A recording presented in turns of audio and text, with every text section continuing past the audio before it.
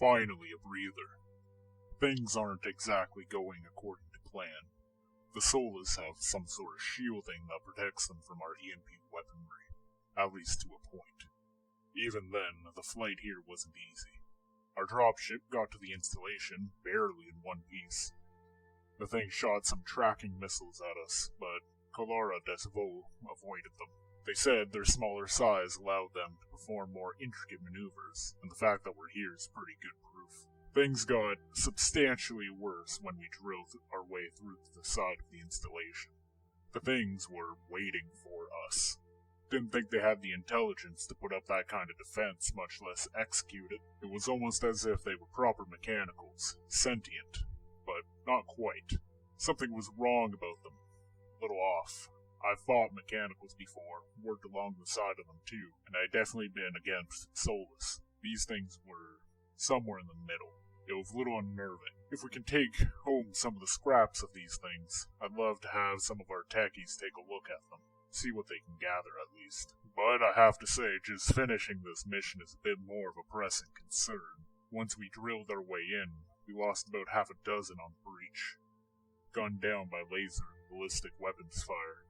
I've seen a lot of warfare in my life, had comrades die in my arms, but this was simply chaos. Metal fell, and it was a hailstorm of light and death. To be honest, I should have been killed too. I recently acquired a personal shield generator. It cost me half as many credits as a dropship. Felt like a coward when I bought it, but now it feels like the smartest decision I've ever made. And yet, it's just about out of juice, and soon I'll be vulnerable of the rest of my troop. Viniko is still alive, thank the creators. Poor Sprout is traumatized, I bet. War is hell and all that, but generally the first mission someone goes on does involve having half your squad torn apart within seconds of landing. Odds are 50-50 he's going to request dismissal. Now, ordinarily, I would give anyone a fraction of the pay if they left before their contract was up. But after this, well, I'm starting to reconsider that. I suppose we'll just have to see. Honestly, I'm trying not to think about the only reason that any of us are still alive. That Vractian. That random recent hire we took on, Vara. She came highly recommended. But what she did, how she got us out of that breach, was impossible. I don't have any other words for it. We were pinned in a firefight of our lives, and the bullets beginning to tear into the dropship itself. She just ran in, pushed past a lot of us, and danced through the gunfire. She had a Vractian spear. I thought it was just an heirloom, but turns out it's much more than that. It projected the small energy shield that deflected the gunfire back at the Solus incredibly accurately. When she reached their lines, she was like a golden whirlwind of death. Bounding off the wall with her wings themselves were weapons. She cut through everything, leaving sparks and scrap in her wake. Her accuracy was perfect, and I don't think I saw her miss a single shot. I've seen her train. She's no slouch, but this was so much more. She had to have been hiding her capabilities, and to be honest, that terrifies me, because I have no idea why. I don't know if I should ask. I spent decades in war, so I know when I'm beat. If I piss off this Vractian, she'll kill me in an instant. I've had Vractians on my ship before, too. And, well, this one is different. She's quieter, especially since the mission began. And to be honest, I'm starting to have doubts that the recommendations to hire her were all that authentic. Not that her skills were lacking, but actually the opposite. It's a problem to handle later, if there is a later. We took up refuge in a manufacturing center of some kind. A lucky find on the blueprint, Kalara was able to put a stop to more of the guards being built, and even remove the alarm signal that was going out throughout the installation, keeping them from hunting us any more than they already were. We're beginning to patch up the wounded, and preparing to assault Control Center proper.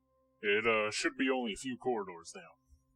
This mission has been, let's call it as it is, more than I bargained for. But we're close now. And honestly, the things have probably filled the halls behind us again. So going forward is more or less just as or even less dangerous than a retreat. At this point, anyway. Just need to reach the center. Gain control over the installation, and we can waltz on out, give the codes back to the Queen, and collect payment. Sounds simple, right? As long as you forget all the complicated parts. Welcome to the Void, everyone.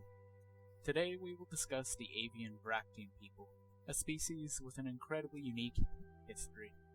For their home is the World Tree, the home of the scientist Talia Vrac, the individual who spearheaded the uplifting initiative, and now still resides within it, at least as an echo of her former intelligence in an artificial form. An AI that has been influential during just about every step of the Vractian society's growth. A species that has faced hardships like any other, and knew the truth of their creation from nearly the instant they possibly could. Before we speak about their history, culture, and place within the setting, let's first get a grasp at what a Vractian exactly is. They began as a proof of concept. Humanoid avians, a creature that more than any other was developed and created. A hodgepodge of 1,000 genes. Less uplifted from a single primitive species, they were designed by Talia Vrac to fit an idea that she begun with. These bird-like beings have wings upon their back, akin to an angelic figure, and while they cannot be outright used to fly, without technological help at least, they certainly can be used to glide and assist with jump height. They have a passing resemblance to various Earth-based birds, as well as alien avians as well. Their parentage does generally affect what the child will resemble, but not always. The instability of their genes sometimes have interesting traits like plumage color or general appearance, spontaneously resemble neither that of either of their parents. The most variable part of a Vractian, however, is vast variation of their size, for some can be tiny, barely surpassing 3 feet, while others can be truly massive, with heights up to 8. Perhaps in a different society, this wild range of different body structures would have caused friction, but not in the Vractians. For very early on, they were able to unite with their creator Talia Vrac, or at least the artificial intelligence that she became, and learn the truth of their own creation and existence. But that plays into their culture, which we will discuss a little later. Vractians are some of the most populous beings in the galaxy, being a fraction of those of the others, and only outnumbering the awakening humans who are nearly negligible in their population. They are not a particularly colonizing group, nor do they breed quickly.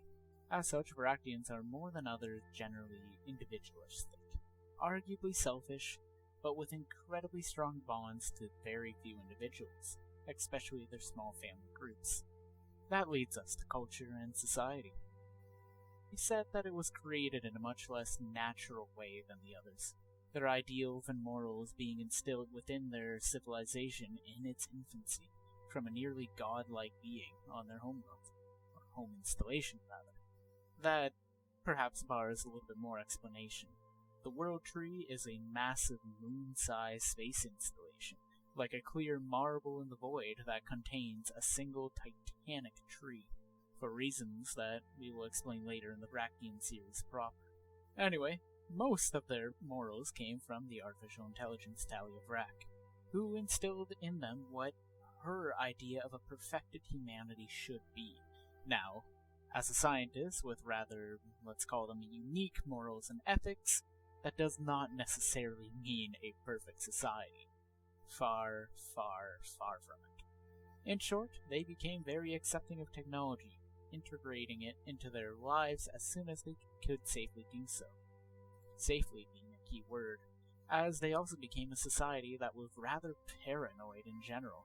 The tales of humanity's fall were told to them shortly after it occurred, after all. And in their infancy, they dealt with the remnants of humanity's destroyers that were left behind on their very home. Perhaps somewhat haughty and self-important at times, Vractians simply have trauma in the roots of their civilization, and it is carried with them as a species to this day.